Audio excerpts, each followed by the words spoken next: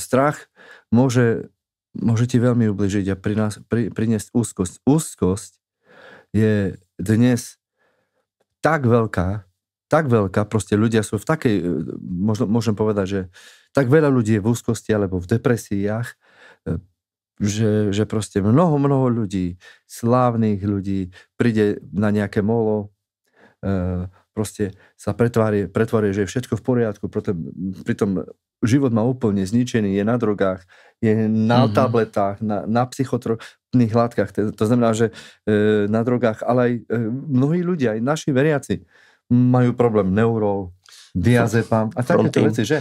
Frontin, to som nevedel ani. Ja evidujem medzi našimi romskými, a či už Anglicko alebo Slovensko, že veľmi veľa ľudí vlastne na týchto tabletkách, ale tieto sedatíva, oni vedia iba utlmiť jednoducho niečo, ale nevedia uzdraviť človeka. Amen. Hej.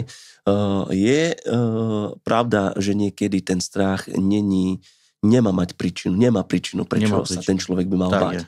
Či už niekedy niekto zažil nejakú haváriu, tak momentálne sa už bojí, má strach vlastne sedieť do auta, to už rozumiem, ale niekedy to je taká príčina, že není príčina. Je to taký strach, kde není. Napríklad Job, hej, on jednoducho bál sa niečo, aby to na ňo neprišlo a potom vyznáva, že toho, čo som sa bál, to na mňa prišlo. To na mňa doľahlo.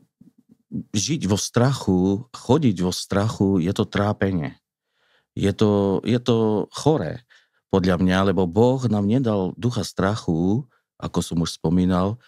My musíme poznať svoju identitu v Kristovi. Amen. My musíme vedieť, že kto sme v Kristovi a čo máme v Kristovi. Jednoducho, ty nepríjmaj to, čo ti šepká diabol, lebo keď diabol hovorí, on stále klame, ale ty príjmaj to, čo hovorí Božie slovo.